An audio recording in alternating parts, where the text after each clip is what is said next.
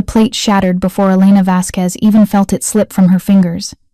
White porcelain exploded across the black marble floor of Cristallo, scattering like shrapnel through the Friday night dinner rush. The sound cut through the elegant murmur of conversation, the soft clink of wine glasses, the carefully curated jazz piano that cost the restaurant $3,000 a week. Preparing and narrating this type of story took us long efforts and hard work. So if you are enjoying the story, please consider subscribing to our channel. 50 pairs of eyes turned to watch. Elena's hands flew to her swollen belly instinctively, protectively, even as her mind cataloged the disaster spreading at her feet. Truffle risotto, $48 per plate. Seared duck breast, $62. The remnants of what should have been Table 9's perfect anniversary dinner now soaking into the grout between imported Italian tiles. "I'm so sorry," she whispered to the couple at Table 9, her voice barely audible over the thundering of her own heartbeat. "Please, let me get you fresh plates immediately. There won't be any charge, of course. I'll speak to the kitchen right now." The woman, dripping in diamonds that caught the candlelight, waved a manicured hand dismissively. "Accidents happen, dear. Are you all right?" But Elena barely heard her. She was already moving, already bending too quickly, her center of gravity all wrong at 7 months pregnant to gather the broken pieces. Her back screamed in protest.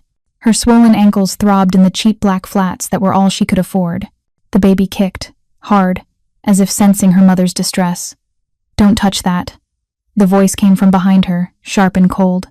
Elena froze, her fingers inches from a shard of porcelain. She didn't need to turn around to know who stood there.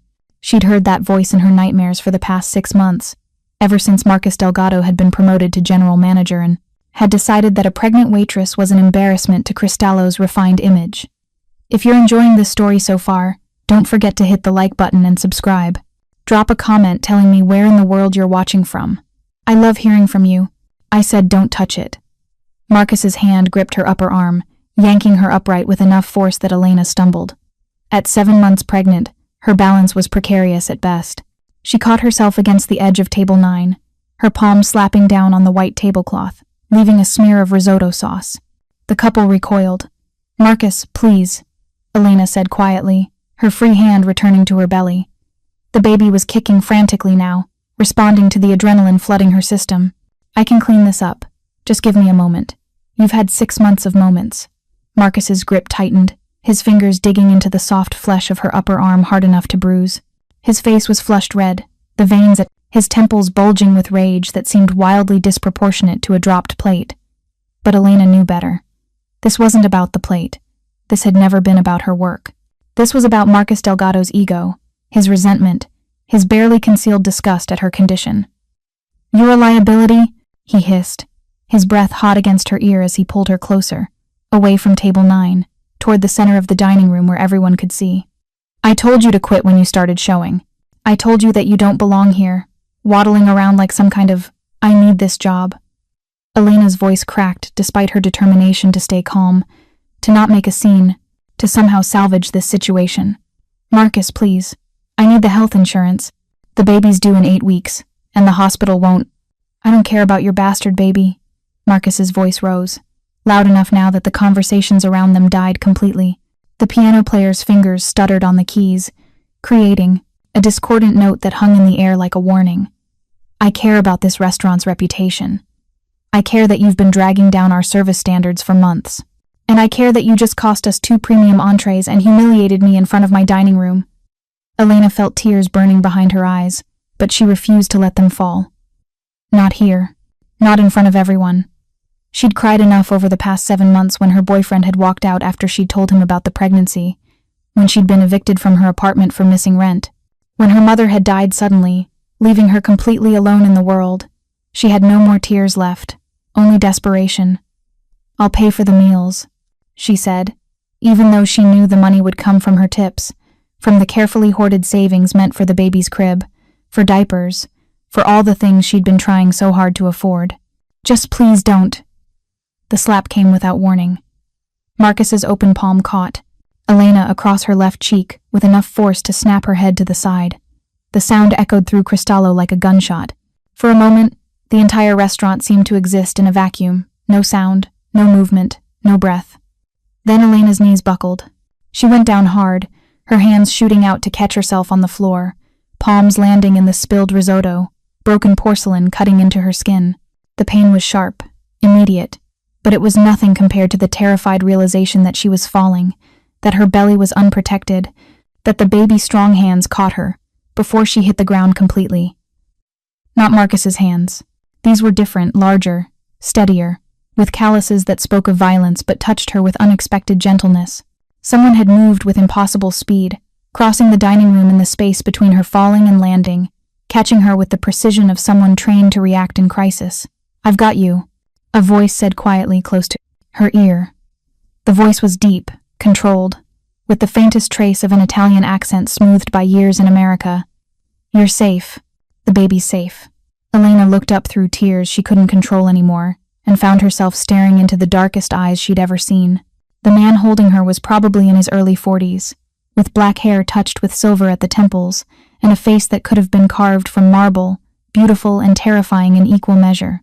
He wore a suit that probably cost more than Elena made in 6 months, and he moved with the kind of controlled power that made the air around him feel charged. He set her carefully on her feet, his hands steadying her until he was certain she wouldn't fall. Then he turned to face Marcus, and something in his expression made the general manager take an involuntary step backward. "You hit her," the man said. His voice was still quiet, still controlled, but there was something underneath it now, something dark and dangerous that made Elena's skin prickle with primal warning. "You hit a pregnant woman." Marcus's face had gone from red to pale in the span of seconds.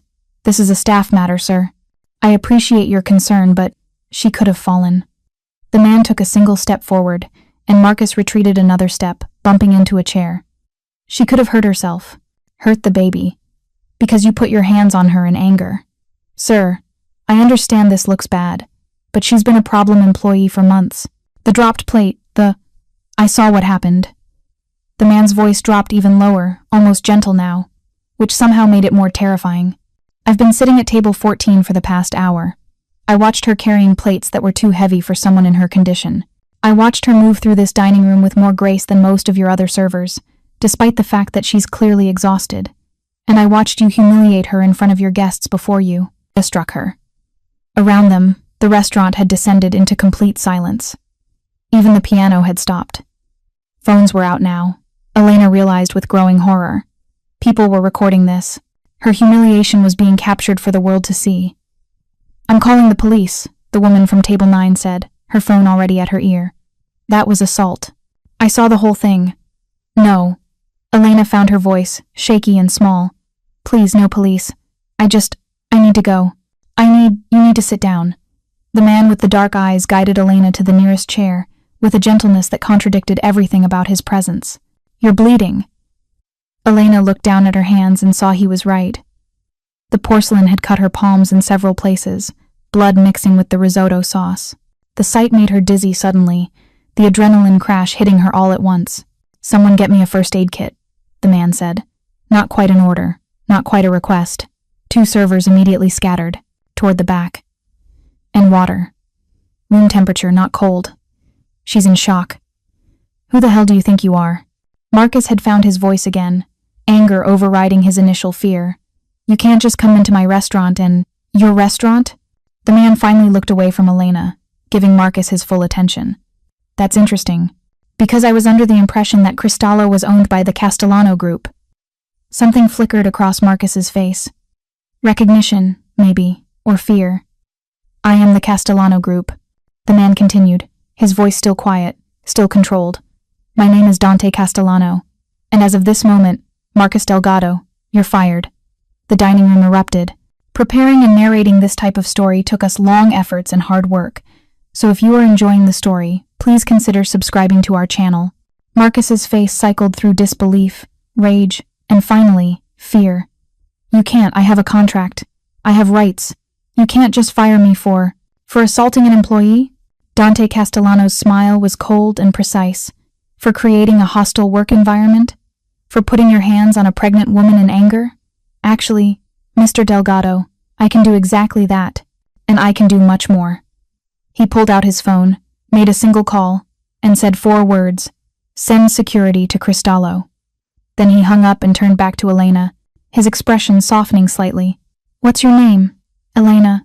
Her voice came out as barely a whisper. Elena Vasquez. Elena.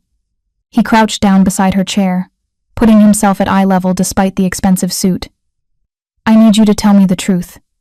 Did he hurt you? The baby? Elena touched her belly, feeling the strong, steady kicks that had resumed after the initial panic. No, the baby's moving. I think we're okay. Good. Dante stood as two servers returned with a first aid kit and water. He took the kit himself, opening it with practiced efficiency. May I? He gestured to her bleeding hands. Elena nodded, too shocked to do anything else. His touch was gentle as he cleaned the cuts, removing tiny shards of porcelain with steady hands. This close, Elena could see the faint scars on his knuckles, the kind that came from fighting. But his movements were careful, almost tender, as he bandaged her palms. You shouldn't be working here, he said quietly, focused on her hands. Not in your condition. You should be resting, preparing for the baby.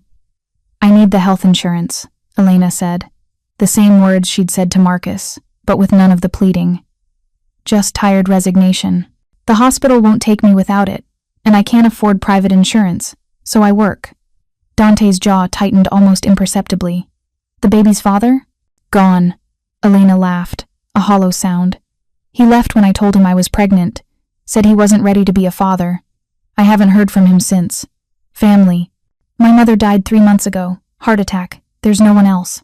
Dante finished, bandaging her hands and sat back on his heels, studying her face with an intensity that made Elena want to look away. She didn't. Something in his dark eyes held her not threat, but something else. Something that felt almost like recognition. You remind me of someone, he said finally, so quietly she almost didn't hear him. Before Elena could ask who, the restaurant doors opened and 3 men in dark suits entered. They moved with the same controlled power as Dante, and Elena realized these weren't regular security guards. These were something else entirely. Mr. Delgado needs to be escorted from the premises, Dante said, standing, permanently.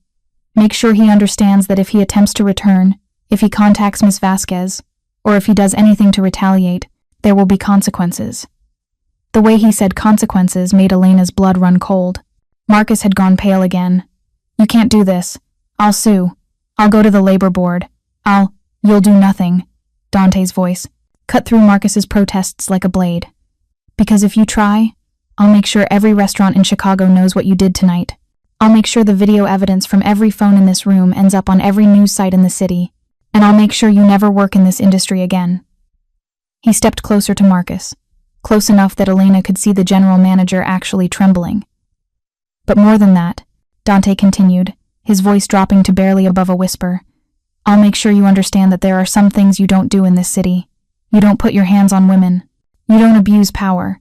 And you absolutely never ever touch a pregnant woman in my presence. The security guards moved in, each taking one of Marcus's arms. He didn't resist, just allowed himself to be led away, his face a mask of shock and defeat. As the doors closed behind them, the restaurant slowly began to come back to life. Conversations resumed in hushed tones.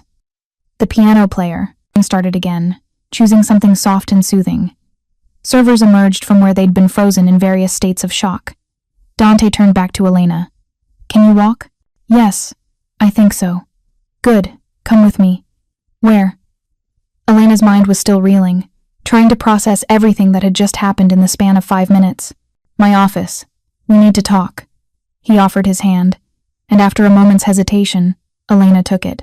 He helped her to her feet with the same gentleness he'd shown before, his hand warm and steady against hers. As they walked through the dining room, Elena was aware of every eye following them, every whisper, every phone still recording. She was also aware of the man beside her, this Dante Castellano, who'd appeared from nowhere and dismantled her nightmare with 4 words and a phone call. This man who owned the Castellano Group, which Elena vaguely remembered hearing about in connection with half the restaurants in Chicago.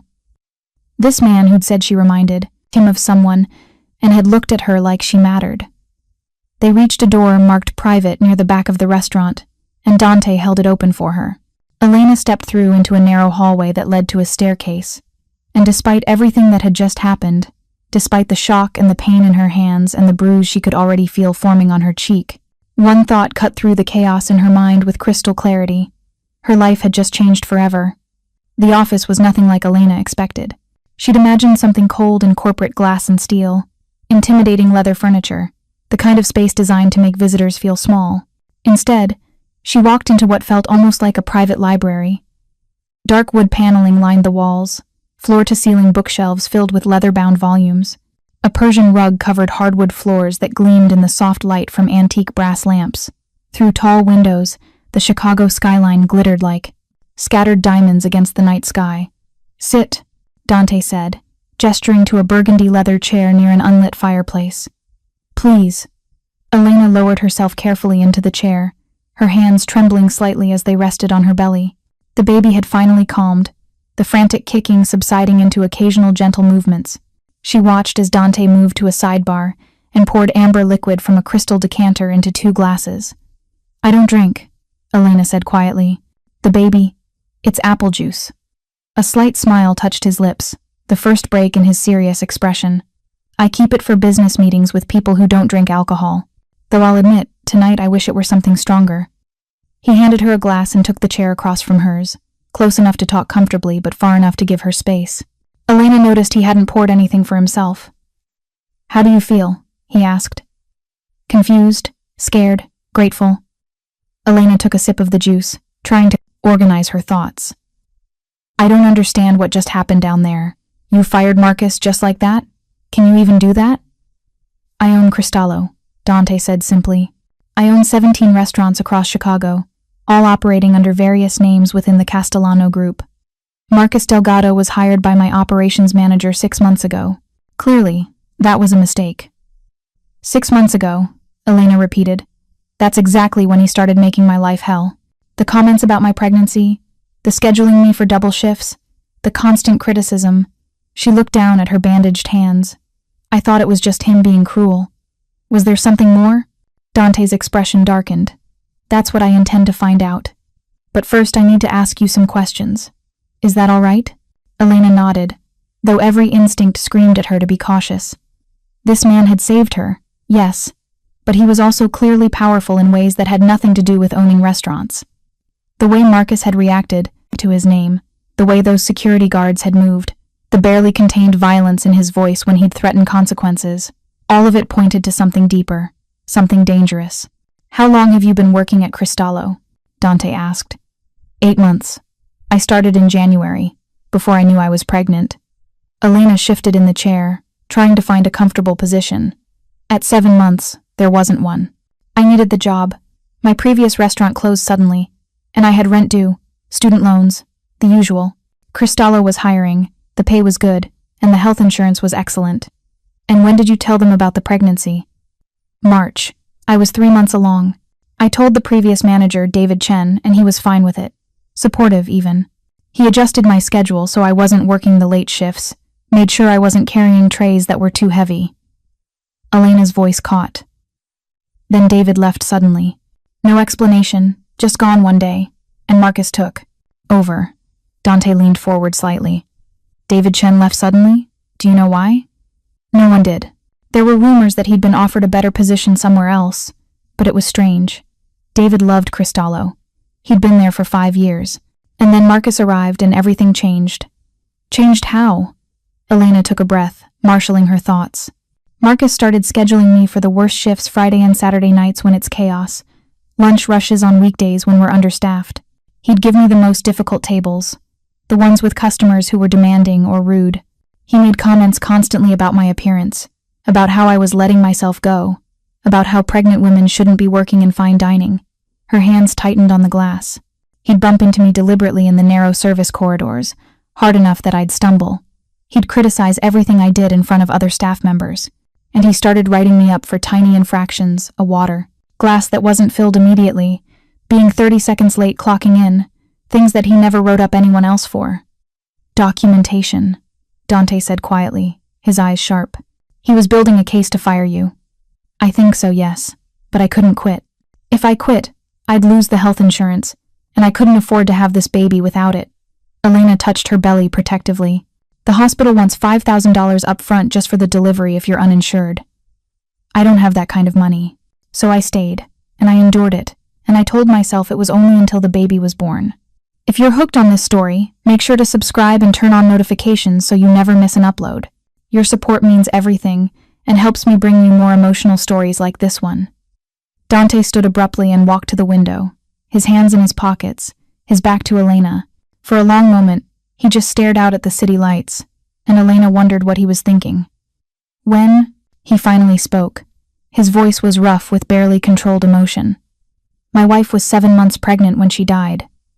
The words hung in the air between them, heavy with pain. Elena's breath caught. I'm so sorry. It was 8 years ago. Dante turned back to face her, and in the lamplight, Elena could see the grief etched into the lines around his eyes, the set of his jaw.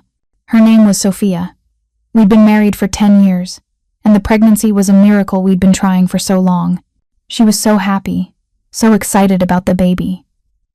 He moved back to his chair but didn't sit, just gripped the back of it with white-knuckled hands. There was a man, Dante continued, his voice carefully controlled. Someone who worked for me in a different capacity. He had a problem with anger, with control. I should have dealt with it sooner, but I didn't. I thought I could manage him, redirect his aggression into useful channels. Elena's heart began to pound as she understood where this was going. One day, Sophia was at one of my restaurants, just having lunch with friends, 7 months pregnant with our daughter. The man got into an argument with another employee. Sophia tried to intervene, tried to calm things down. Dante's voice cracked slightly. He shoved her. She fell. And 3 days later, in the hospital, I lost them both, my wife and my daughter. Tears spilled down Elena's cheeks before she could stop them. Dante, I'm so sorry. I can't even imagine. I see them when I look at you. He met her eyes, his own dark with pain and something else, something that looked almost like hope. You're exactly as far along as Sophia was. You're alone, vulnerable, trying so hard to protect your baby. And tonight, I watched a man put his hands on you in anger, watched you fall, and for a moment, I was back in that hospital room 8 years ago, holding Sophia's hand while machines beeped, and doctors gave me statistics about survival rates and brain damage, and all the ways I was about to lose everything that mattered.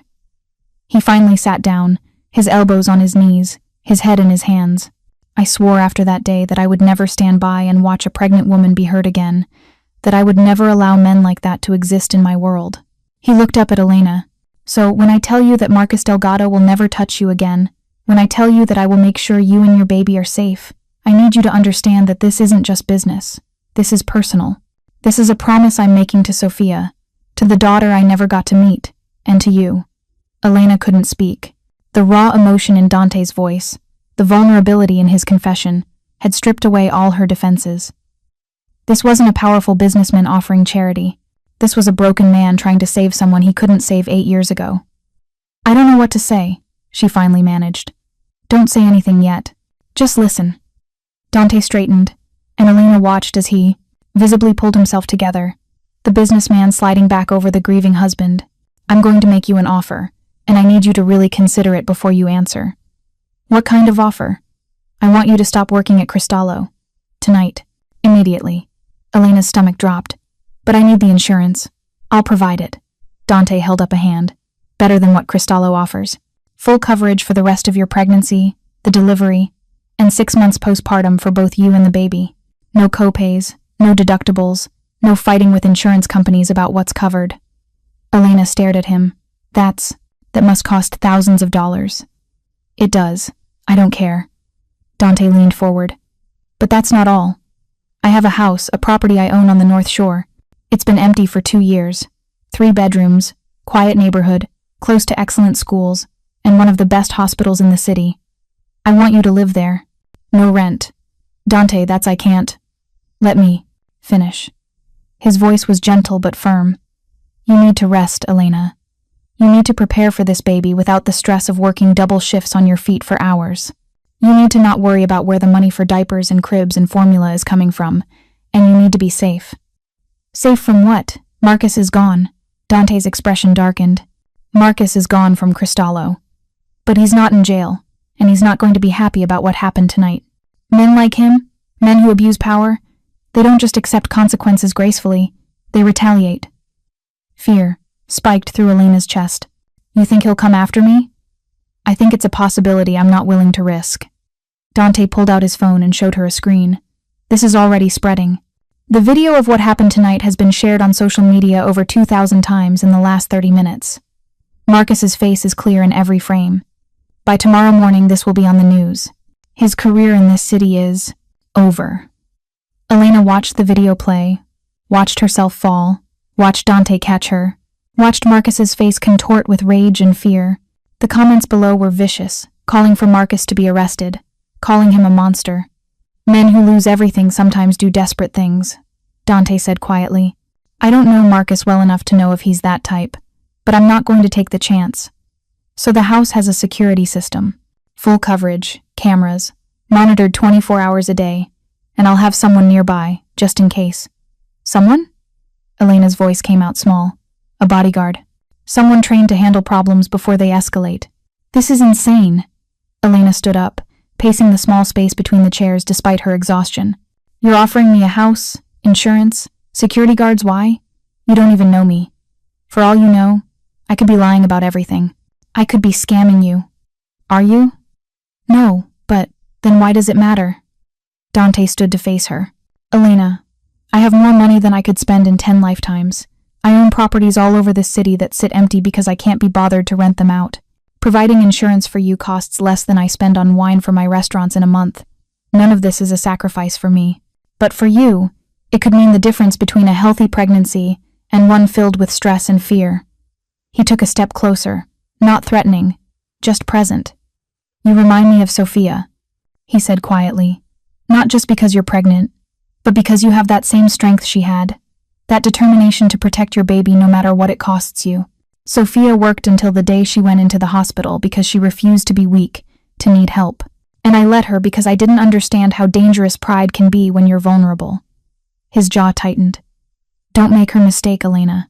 Don't refuse help because you think you need to do this alone. Your baby needs you healthy and safe more than you need to be independent. Elena felt the tears coming again and hated herself for it. Pregnancy had made her emotional, prone to crying at commercials and sentimental songs. But these tears were different. These were tears of relief, of hope, of the crushing weight of 7 months of stress finally beginning to lift. I don't deserve this, she whispered. You deserve so much more. Dante's voice was soft. You deserve to have someone who loves you, who supports you, who shares the burden of bringing a child into this world. You deserve to feel safe and cared for. Since you don't have that, let me provide what I can. Elena looked up at him, this stranger who'd appeared in her life like some dark guardian angel, and made a decision that terrified and relieved her in equal measure. Okay, she said. I'll accept your help. All of it? The house, the insurance, the security? All of it. Elena took a shaky breath. But I want to work. Not waiting tables, but something. I can't. Just sit around for 2 months doing nothing. I'll go crazy. A small smile touched Dante's lips. I think we can arrange something. How are you with numbers? I have an accounting degree from Northwestern. Never finished because I couldn't afford the last year. But I'm good with finances, bookkeeping, that sort of thing. Perfect. Dante pulled out his phone and began typing. My restaurants generate mountains of paperwork, invoices, payroll, inventory reports. My accountant is overwhelmed and has been begging me to hire an assistant. You can work from home, set your own hours, and help us get organized. I'll pay you consultant rates. Dante, that's too much. It's market rate for someone with your skills. And trust me, you'll earn every penny. My filing system is a disaster. He showed her his phone. I just sent you an email with details. Look it over, and if you're interested, we'll set everything up next week. Elena stared at the email notification on her phone, her mind reeling. An hour ago, she'd been a struggling waitress, one disaster away from homelessness. Now she had insurance, a house, a job that wouldn't require her to be on her feet for 8 hours, and the protection of a man who clearly wielded significant power in this city. It was too much, too fast, too good to be true.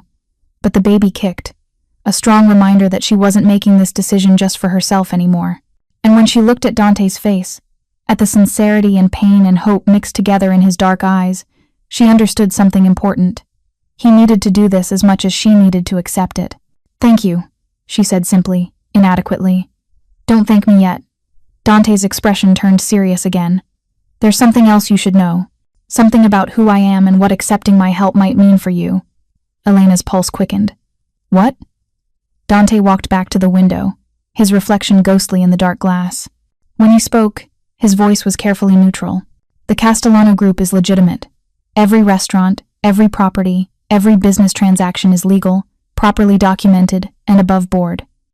He turned to face her. But my family's history is more complicated. My grandfather built his wealth through connections that weren't always legal. My father maintained those connections even as he expanded into legitimate business. And I inherited all of it. The money, the properties, the reputation, and the associations. Elena's mouth went dry. Are you saying I'm saying that I operate exclusively in legal channels now, have for the past 8 years, since Sophia died. But there are people in this city who still see the Castellano name and make assumptions. There are connections, old favors, relationships that I maintain because cutting them off completely would be dangerous. He met her eyes directly. I'm telling you this because if you accept my help, you'll be associated with me. And that comes with both protection, risk. What kind of risk? The kind where people watch you to see if you're important to me. The kind where business rivals might try to use you as leverage. The kind where you need to be careful about who you trust and what you say. Dante's expression was grave. I will protect you, Elena, but I need you to understand what you're stepping into. Elena sat down again, her mind racing. This was the part where any sensible person would walk away, would thank him politely and refuse the offer and go back to their dangerous, difficult, but at least uncomplicated life.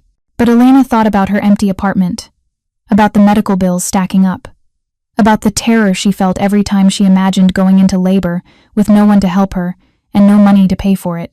She thought about Dante catching her when she fell, about the gentleness in his hands as he'd bandaged her cuts, about the raw grief in his voice when he'd talked about Sophia. And she thought about her baby, about the person growing inside her who deserved a chance at safety and security, even if it came with complications. I understand, Elena said firmly, and I still want to accept your help. You're sure? I'm terrified, Elena admitted, but I'm more terrified of the alternative. So yes, I'm sure. Dante nodded slowly, something like relief crossing his face. Then we move forward. Tonight. Tonight? I'm not letting you go back to your apartment alone. Not after what happened. He was already texting someone. I'm having a car take you to the North Shore house right now. Tomorrow we'll arrange for your things to be moved. But I don't have much. I can just... Elena. Dante's voice was gentle but firm. Let me help. Please. So she did. Within 20 minutes, a black car with tinted windows pulled up to Cristallo's back entrance. The driver was a woman in her 50s named Rosa with kind eyes and a warm smile. She helped Elena into the back seat, as if she were made of glass, tucking a blanket around her despite the mild October evening. Don't worry, sweetheart, Rosa said as she pulled into traffic. Mr. Castellano. He takes good care of his people. You're going to love the house. I checked on it this afternoon, got fresh linens on the bed, stocked the kitchen with basics, made sure the heat was working. You knew about this? Elena asked, surprised. Rosa smiled in the rearview mirror. Mr. Castellano called me 3 hours ago, right after the incident happened. Said he might need the house ready for someone who needed a safe place to stay. 3 hours ago. While Elena had still been working her shift, while Marcus had still been her boss, Dante had already been planning how to help her.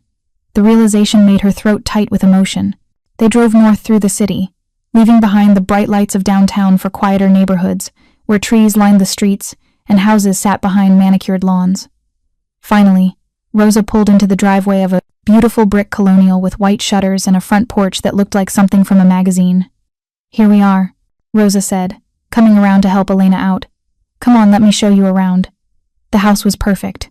That was Elena's first thought as Rosa led her through rooms filled with comfortable furniture and warm lighting. Nothing ostentatious or intimidating, just a home, ready to be lived in. The master bedroom was on the first floor, clearly chosen so Elena wouldn't have to climb stairs at 7 months pregnant. It had its own bathroom with a soaking tub that made Elena want to cry with gratitude. The room next door was empty, waiting. For the nursery, Rosa explained.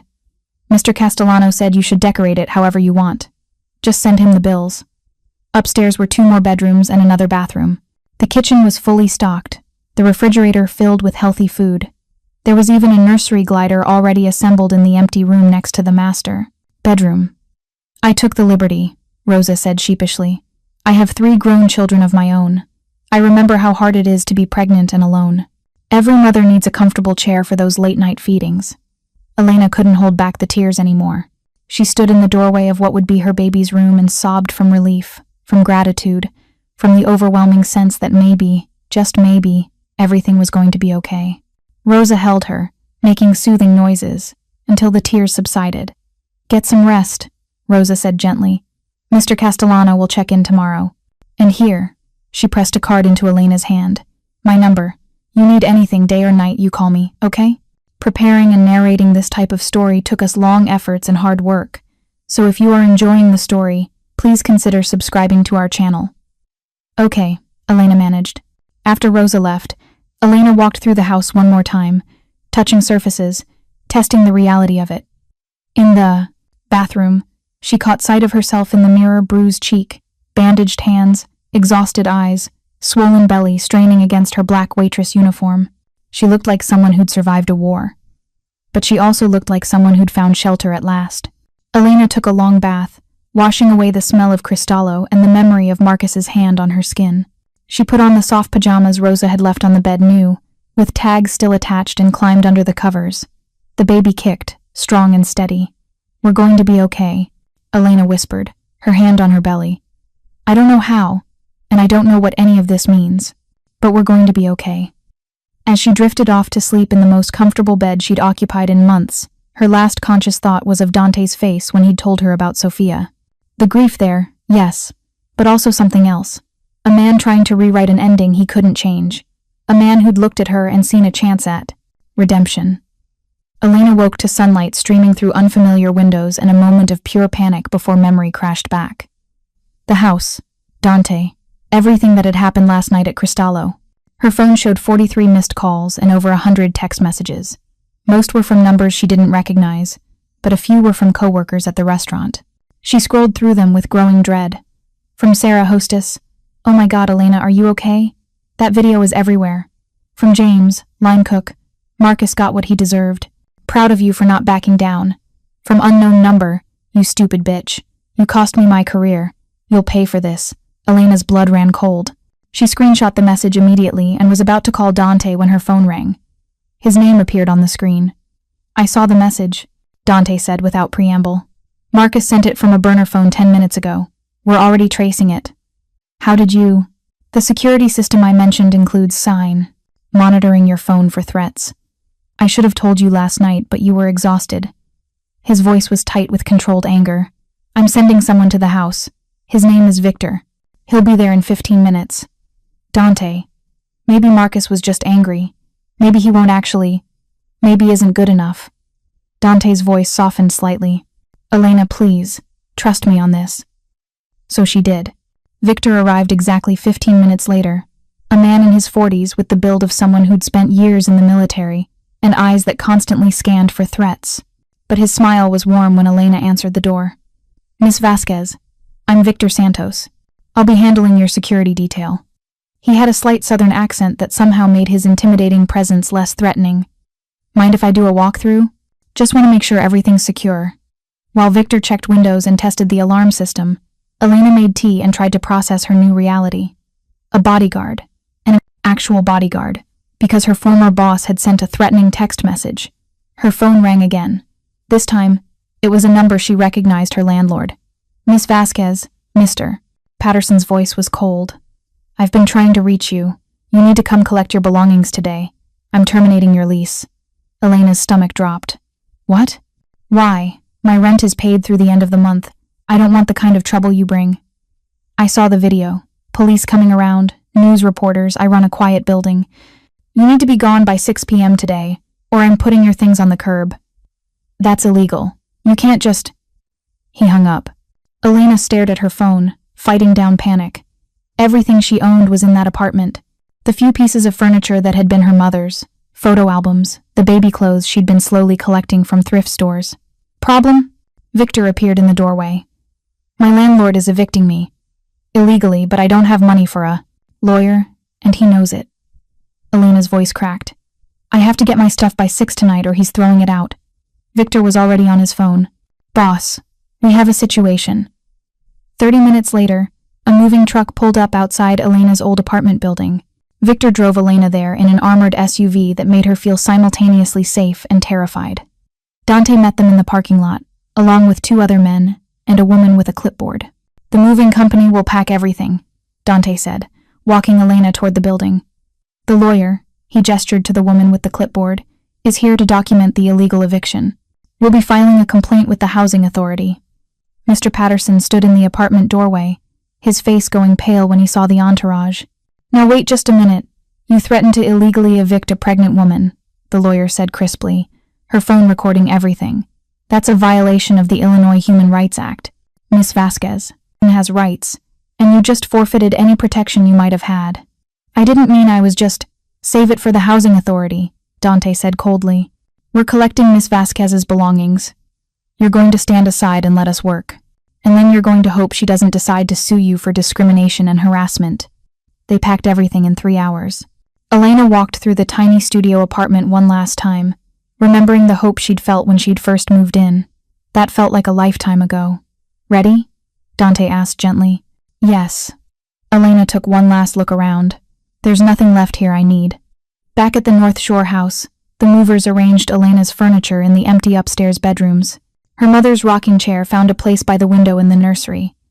The photo albums went on a shelf in the master bedroom, where Elena could see them every day. "It looks like home now," Rosa said, arriving with dinner she'd prepared. More lived in.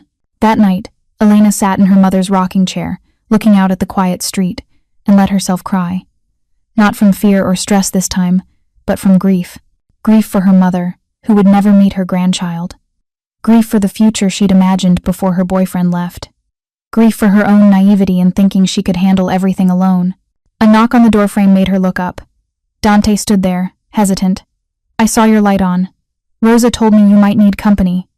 "I'm just being emotional," Elena said, wiping her eyes. "Pregnancy hormones. It's okay to grieve." Dante entered slowly, sitting on the floor near the chair rather than taking the other seat in the room. The gesture felt deliberate, putting himself below her, non-threatening. "I spent months after Sophia died telling myself I was fine, that I needed to be strong. It nearly destroyed me." They sat in comfortable silence for a while, the only sound the gentle creak of the rocking chair. "Tell me about her," Elena said finally. "About Sophia. What was she like?" Dante's expression softened with memory. "She was fire and light. Everything I wasn't warm where I was cold, open where I was guarded. She saw the best in everyone, even people who didn't deserve it." He smiled sadly. "She saw something good in me when everyone else just saw my last name and made assumptions." "How did you meet?" "She was a teacher at a school in Little Italy. 3rd grade. I was doing a presentation about business careers, community outreach, trying to improve the family reputation." Dante laughed quietly. "She challenged every single thing I said. Told me I was teaching the kids that success meant money instead of meaning. We argued for 20 minutes in front of 38-year-olds. "And you fell in love?" "Completely. She was the only person who ever made me want to be better than I was." His voice grew thick. "When she got pregnant, I thought it was a new beginning. A chance to build something clean and good. To be a father who taught his daughter about integrity instead of power." Elena's heart ached for him. "What was her name?" "Your daughter?" "Isabella.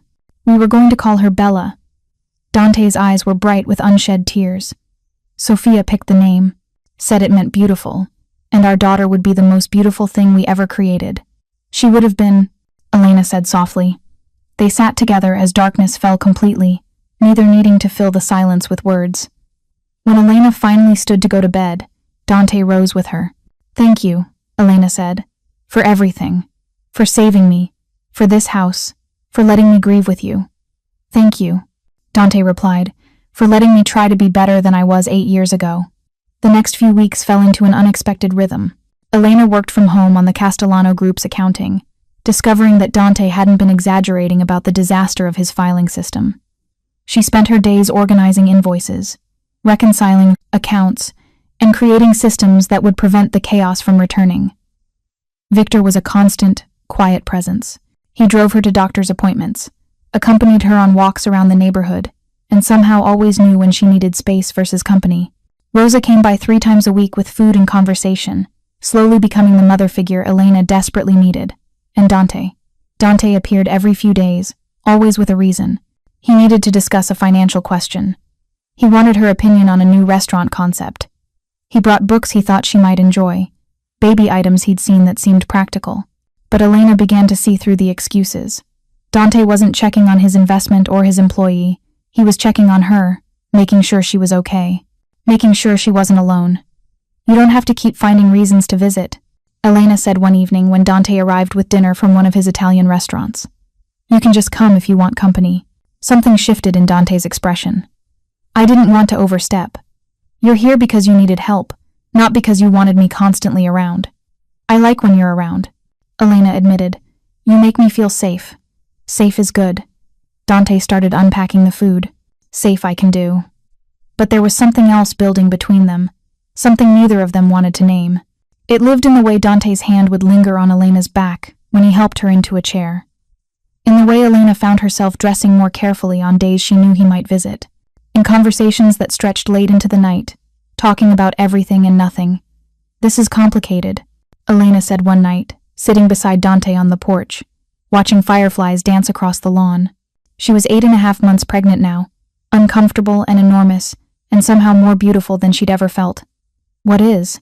Dante asked, though his tone suggested he knew exactly what. "This. Us.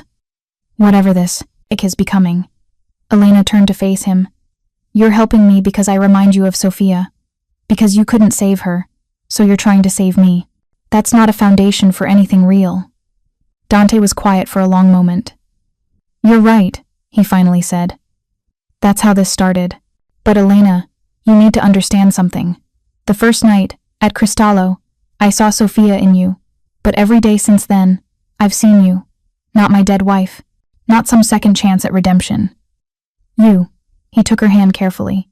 "I see a woman who's stronger than she knows, who makes spreadsheets color-coded by urgency, and leaves little notes in the margins with suggestions for improvement, who talks to her baby at 3 a.m. when she can't sleep, telling stories about the grandmother she'll never meet, who's learning to trust again after everyone who should have protected her failed."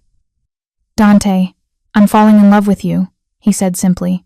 "Not because you're pregnant, or because you needed saving, but because you're brilliant and brave and stubborn, and you make me laugh with your terrible jokes about accounting puns. Because when I'm with you, I don't feel like I'm trying to resurrect the past. I feel like I'm building a future." Elena's eyes filled with tears. "I'm a mess. I'm about to have someone else's baby.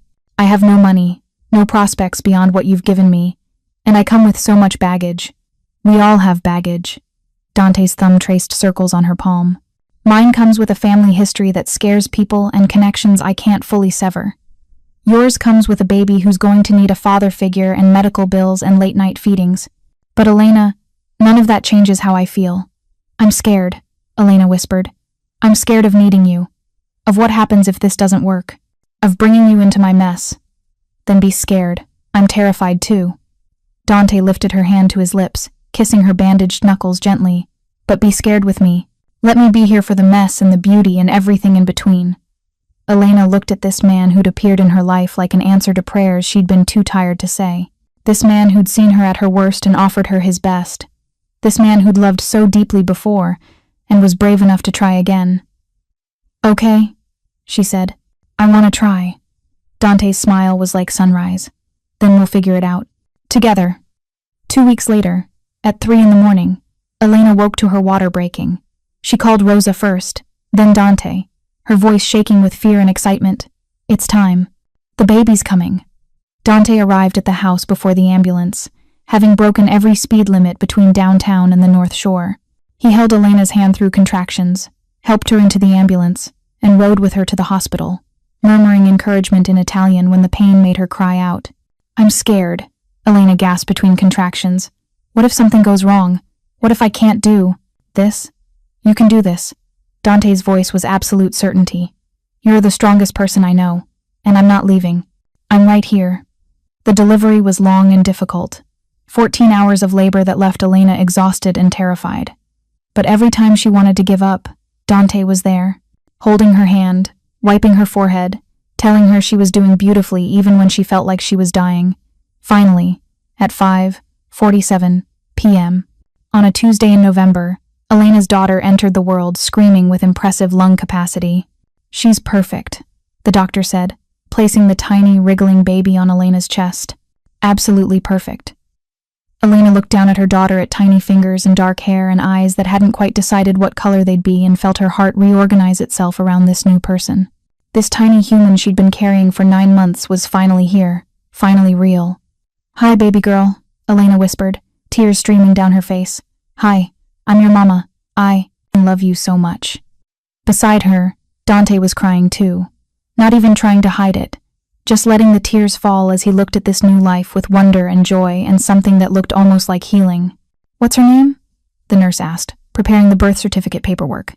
Elena looked up at Dante. They'd talked about names over the past few weeks, but she'd never committed to one. Now, looking at his face, seeing the love and hope there, she knew. "Isabella," Elena said. "Her name is Isabella Sofia Vasquez." Dante's breath caught. "Elena, you don't have to." "I want to."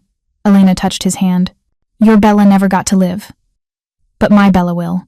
And she'll know she's named after someone who was loved completely, who made someone want to be better, who deserved the world." Dante bent down and kissed Elena's forehead, then gently touched the baby's tiny hand. "Hello, Isabella. Welcome to your life." The baby's fingers curled around Dante's, holding on with surprising strength, and Elena watched something fundamental shift in his expression. This wasn't about replacing what he'd lost. This was about honoring it while building something new. 3 days later, Elena and Isabella came home to the North Shore house. Rosa had decorated the nursery with soft purple and white, and a huge bouquet of flowers sat on the kitchen table with a card that read, "For the 2 bravest women I know, D." The first weeks were chaos. Sleepless nights and endless feedings, learning how to be a mother while recovering from delivery.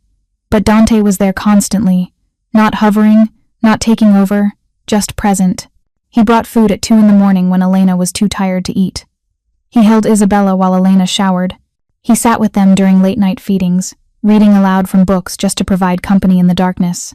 "You don't have to do all this," Elena said one night, watching Dante rock Isabella back to sleep. "She's not your responsibility." "I know." Dante looked down at the sleeping baby in his arms. "I'm not here out of obligation, Elena. I'm here because I want to be. Because I love you. Both of you." 6 weeks after Isabella's birth, Marcus Delgado was arrested. The threatening text message had been traced back to him, and combined with the assault charge and multiple other complaints from former employees who'd finally come forward, he was facing serious jail time.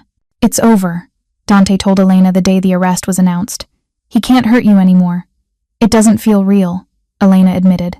"I kept waiting for something terrible to happen, for this all to fall apart." "Not everything falls apart." Dante sat beside her on the couch where she was feeding Isabella. "Sometimes things come together in ways you never expected." "Is that what we are? Things coming together?" "I think we're people who found each other at exactly the right time." Dante touched Isabella's tiny foot gently. "I think we're a family, if you'll have us." Elena looked at him, this man who'd saved her, protected her, loved her through the messiest parts of her life. This man who'd lost everything once, and was brave enough to risk his heart again. "I think I'd like that," she said. "I think I'd like that very much." Dante leaned over and kissed her, careful of the baby between them. It was their first real kiss, and it tasted like hope and new beginnings and the promise of a future neither of them had dared to imagine. "I have something for you," Dante said, pulling back slightly. He reached into his pocket and withdrew a small velvet box. Elena's breath caught. "Dante, wait, let me say this." He opened the box to reveal a simple but stunning ring, a single diamond on a platinum band. "I'm not asking you to marry me. Not yet. I know it's too soon, and you need time to figure out who you are as a mother, and whether this between us is real or just gratitude and proximity." He took her hand. "But I'm asking you to think about a future, where we're more than this temporary arrangement. Where this house is your home, not because I'm letting you stay here, but because it's where you belong. Where Isabella has my name and my protection permanently. Where we build something together that isn't about saving or being saved, but about choosing each other every day." Tears spilled down Elena's cheeks. "You want to adopt her? I want to be her father, if you'll let me. Not to replace the man who should have been there but wasn't, but to be the man who chooses to be there, who'll wake up at 3 a.m. for feedings and teach her to ride a bike and walk her down the aisle someday. Dante's voice was thick with emotion. I want to love her the way I would have loved my own daughter, the way I already do. Elena looked down at Isabella, sleeping peacefully in her arms, unaware that her entire future was being decided in this moment. Then she looked at Dante, at the hope and fear and love in his eyes. Ask me again in 6 months, Elena said softly. Ask me when I know this is real and not just you trying to save me or me clinging to the first person who showed me kindness. Ask me when we've had our first real fight and worked through it. Ask me when Isabella knows your voice as well as mine. Dante's face fell slightly before Elena continued. But Dante, I already know what my answer's going to be. I just need time to be sure you know too. That you're not doing this out of grief or guilt, but because you really want this life. This messy, complicated, beautiful life with me and a baby who isn't yours by blood. She is mine, Dante said fiercely. Maybe not by blood, but by choice, by love. By every night I've sat with you both and felt like I was exactly where I belonged. Then in 6 months, Elena said, smiling through her tears, ask me again, and I promise you, the answer will be yes. 6 months passed like a breath in an eternity. Elena watched Dante transform from the grieving widower she'd first met into someone lighter, freer.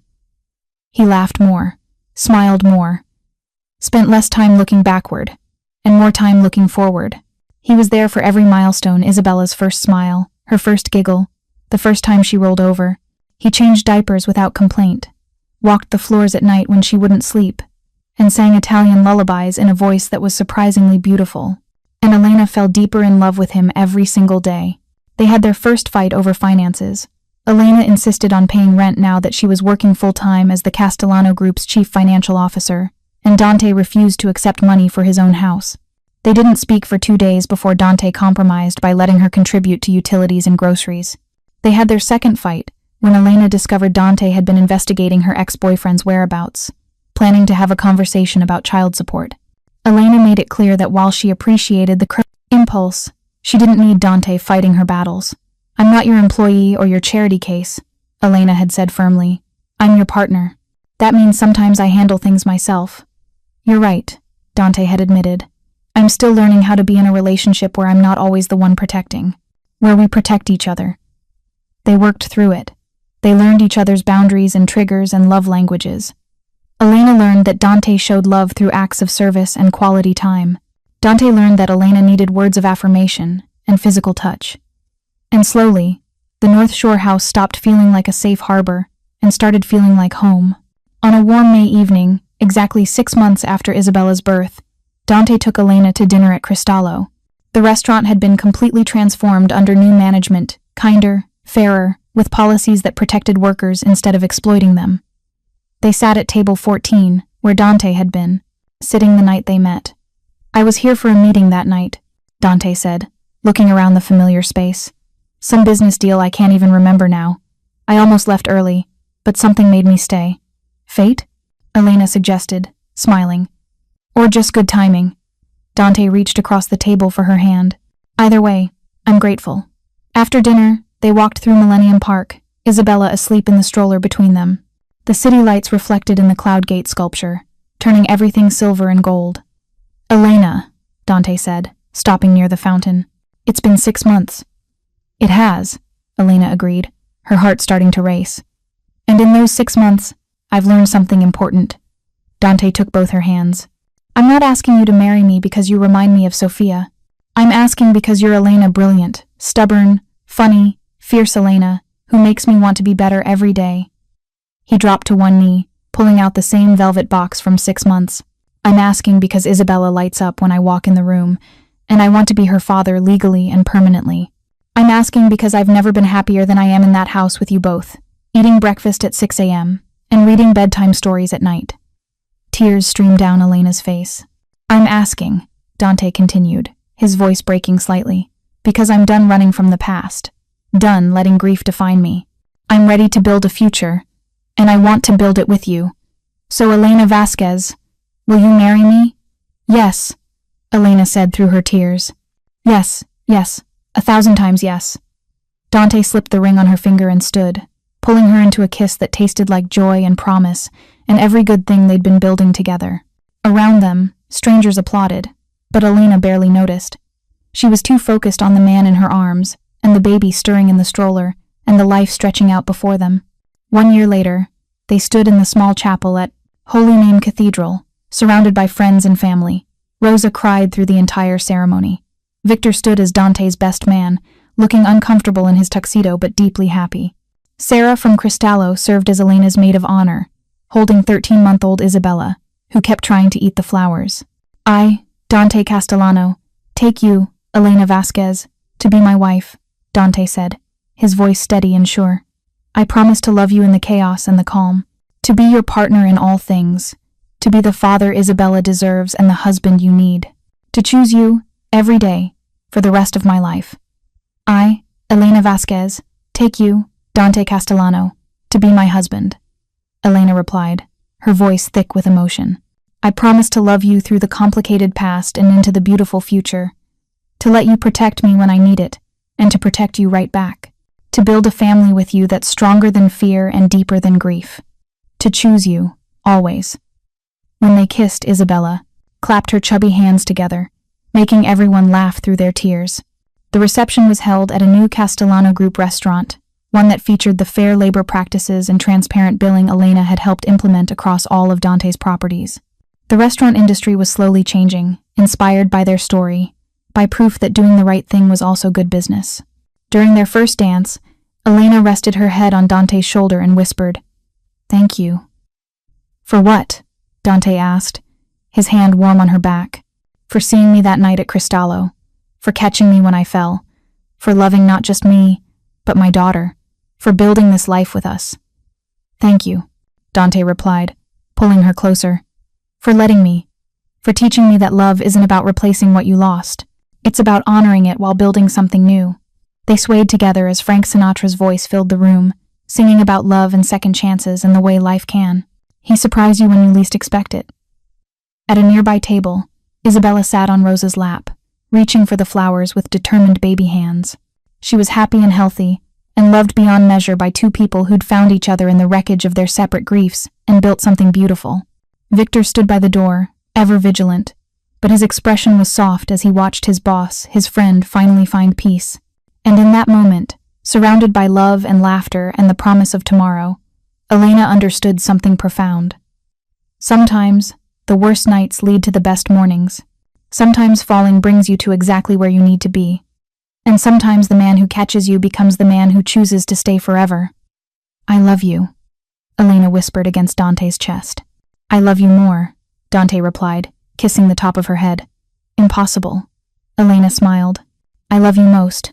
Isabella let out a happy shriek from across the room, and they both laughed, their daughter fierce and joyful, and completely unaware that she'd been born into a love story that started with a dropped plate and a stranger's intervention. As the song ended and guests applauded, Dante lifted Elena's hand to his lips, kissing her ring. "Ready for forever?" he asked. "With you?" Elena looked up at him, at this man who'd seen her at her worst and loved her to her best. "Absolutely." And they danced into their future, two people who'd learned that sometimes the bravest thing you can do is let yourself be saved. And the most beautiful thing you can do is save someone right back. Thank you so much for watching until the end. If you love this story, check out the other videos on your screen now. I think you'll really enjoy them. And don't forget to subscribe if you haven't already. See you in the next story. Preparing and narrating this type of story took us long efforts and hard work. So if you are enjoying the story, please consider subscribing to our channel.